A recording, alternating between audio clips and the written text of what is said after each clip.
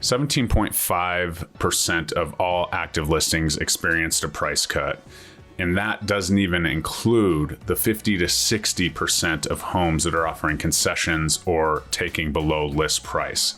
We as agents have to understand that we are the experts and we need to price homes a little bit differently, especially in these high rate markets. Let's talk about it.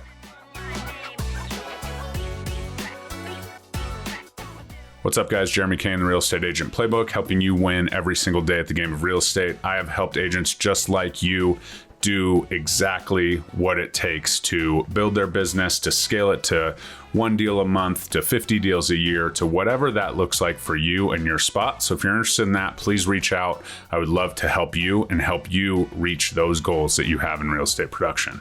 But let's really kind of dial in what we're looking at.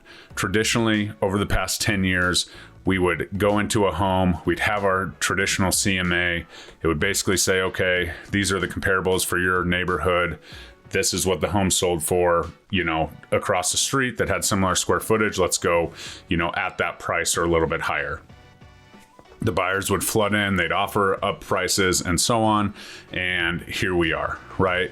We have been pricing homes just like that for 10 years.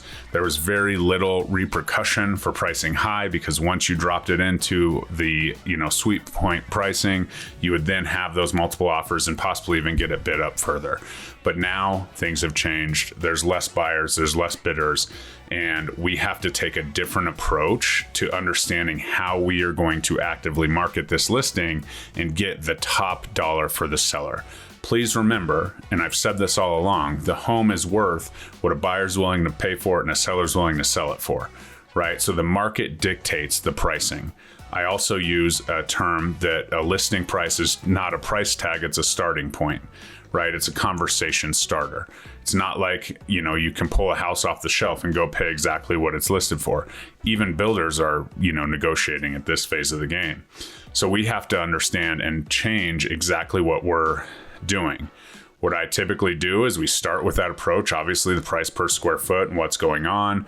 We contact the listing agents of those homes that sold. How is your activity? Did you have multiple offers? Those kind of things, because those are all indicators of the demand and the price. So we as agents have to now collect more demand because we can't just see the demand, right? We can't see a $650 list price and a $675 sold price, 3 days after being on the market. Because sometimes that's just not the case. Sometimes that's still there, but likely it's 3 to 4 weeks on the market, and then, seller concessions and the math works out, and sometimes it's over lists and more concessions. And so we have to dive into these more because there's just more variables going into what people are offering. And why are there more variables? Because the buyer's monthly payment is at the forefront of what they're concerned about, right? Now, when I'm at a listing appointment, we talk about the price, we look at the comparables, we kind of say this, and once we've come to a price and we've done the pricing strategy, I then show the seller exactly what the buyer is going to be paying.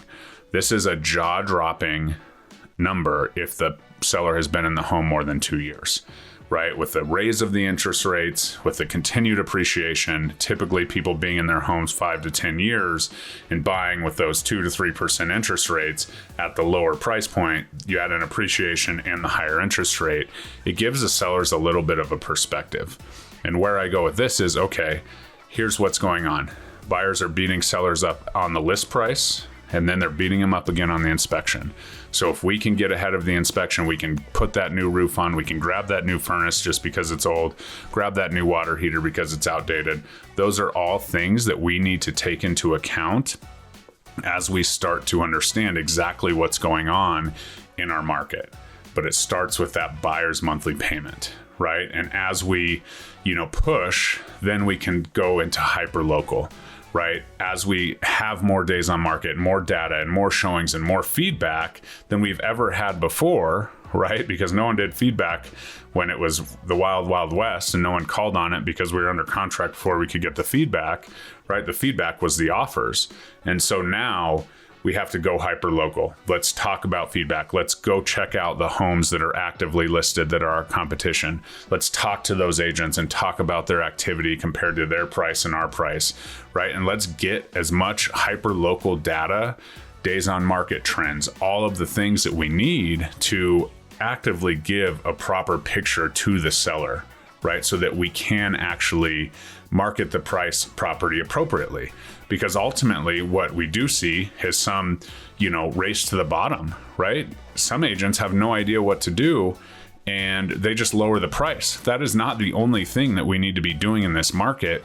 If you're at a point where you can get an appraisal based on the data, please do not race to the bottom unless your clients absolutely have to sell, because homes are just sitting on the market a little bit longer, right? So you have to hold strong a little bit as long as you have the data to represent it and you have the activity that you need from the hyper local markets.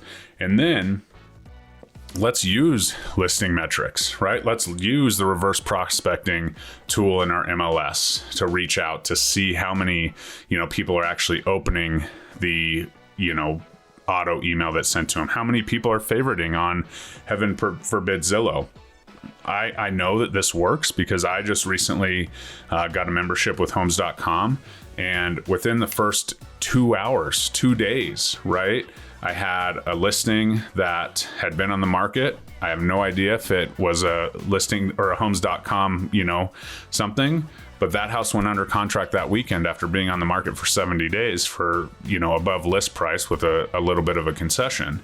Right. And then I had a listing that had been sitting for a while that had 3 showings, and it hadn't had showings in 3 weeks, 4 weeks. And so these platforms that are, their whole job is to drive the algorithm and, boost listings and those kind of things, do it a little bit better than some of the organic stuff that we can do. And if it's cost effective, it's a massive, pat on the back when your sellers see, hey, your listing got 16,000 views, last week. That's huge, right? So we're pushing it, we're putting it in front of people, and then you have the data to actually say, okay, 16,000 people saw it on Homes, another 10,000 saw it on Zillow, and another, whatever it is, 450 agents had it saved in their search, and we had 3 favorites, 2 of them saw it and didn't offer.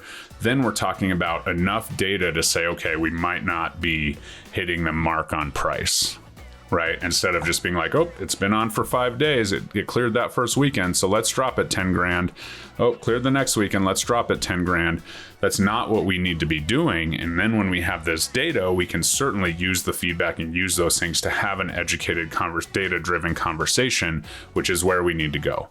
So if you start with the data, start with what the buyer is going to pay at that list price so that they understand what they're coming into, get ahead of the inspection, and then provide enough information and data for, enough eyeballs to see it, show them how many people we're putting this listing in front of and what we're doing in addition to just posting it on the MLS. Then as we work through this, we look at the data and we have data to make educational decisions on price reductions and, updating or whatever we need to do for the listing. So if your traffic stats are not at the forefront and you're showing that as not at the forefront, reach out. I would love to help you put together a plan so that you can not only do the delayed marketing that we've talked about in this, series, but also take the data and have those conversations where it's not just like, well, we should lower the price. Why? Well, we've been on for 5 days. We want to eliminate those and bring more value to our clients. So if you have any questions, I can help you set up your system. I would love to do so. Please reach out. Until then, like, comment, subscribe on the channel, and we'll see you next time. Bye-bye.